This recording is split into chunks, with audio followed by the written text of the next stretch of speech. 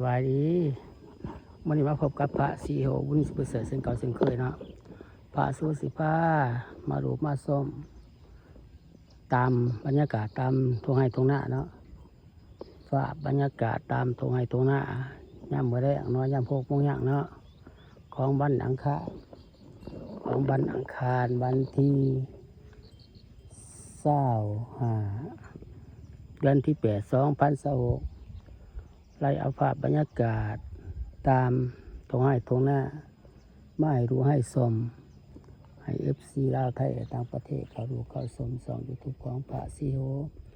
บนมีสิประเสริฐเนาะ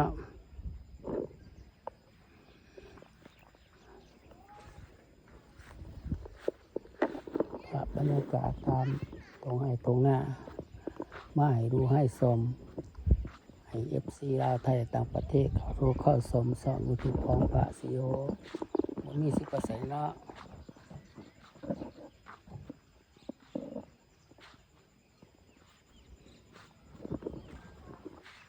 ให้เอาภาพบรรยากาศตามตรงให้ตรงหน้าไม่รู้ให้สมให้FCลาวไทยต่างประเทศเขาดูเข้าสมส่องยูทูบของพระซีโฮบนมีสิประเสริฐให้เด้อ FC ลาวไทยต่างประเทศ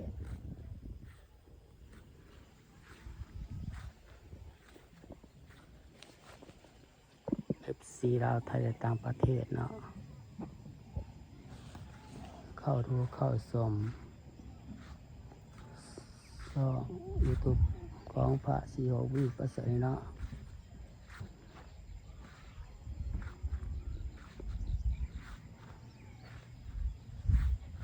ภาพน้ำอากาศน้ำบรแรงเนาะ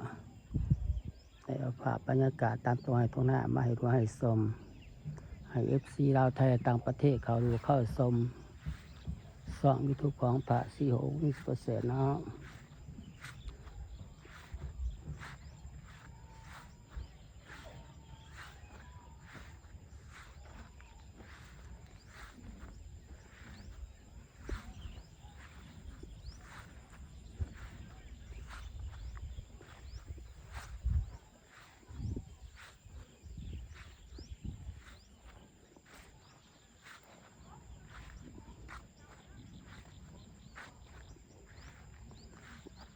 ภาพบรรยากาศ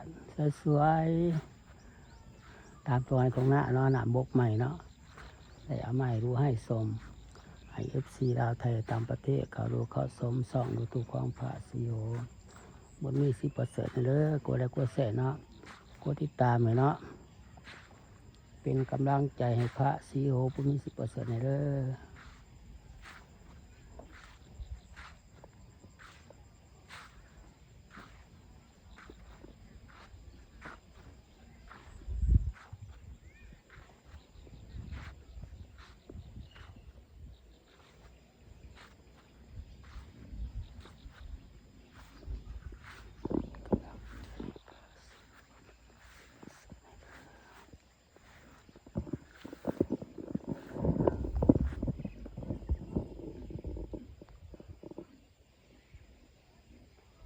บรรยากาศตรงไหนตรงหน้าตามแคมบ้านเนาะ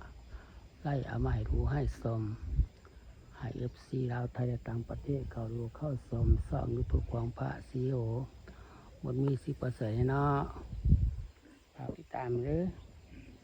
ฝากติดตามช่องยูทูบของพระซีโฮบนมีสิประเสริฐเนาะ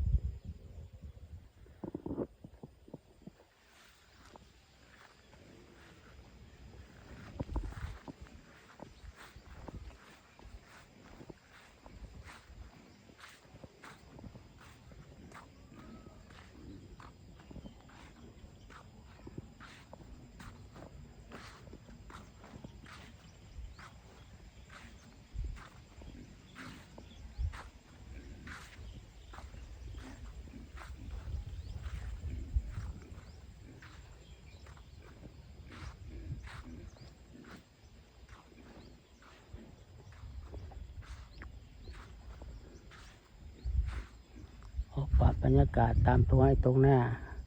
มาให้รู้ให้ชม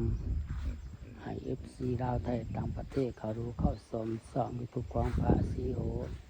โหดนี่10%เด้อกลัวได้ผู้แสนเนาะกลัวติดตามมาเด้อ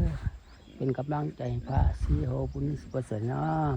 คลิปนี้กับพระโสโกราไปก่อนบ๊ายบาย